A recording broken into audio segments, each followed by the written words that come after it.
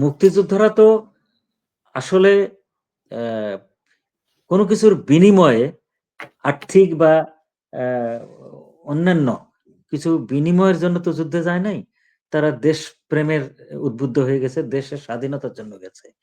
তো এখন আমি আমি এটুকুই বলবো যে আহ, এখন আহ, বাংলাদেশে যে অবস্থা, তো এখন আহ, আমি বলতে গেলে যে বাংলাদেশে তো এদেশে যে মুক্তিযুদ্ধ হয়েছে, এটাই তো এখন মনে হয় না যে এদেশ মুক্তিযুদ্ধের মাধ্যমে স্বাধীন হয়েছে।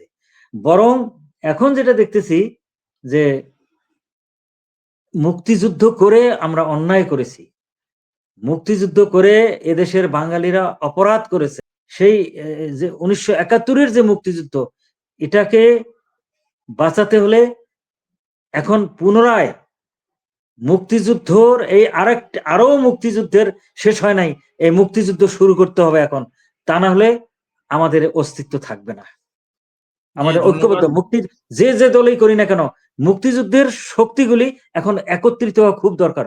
হোক সে বিএনপি, হোক আওয়ামী লীগ, হোক বামপন্থী, এখন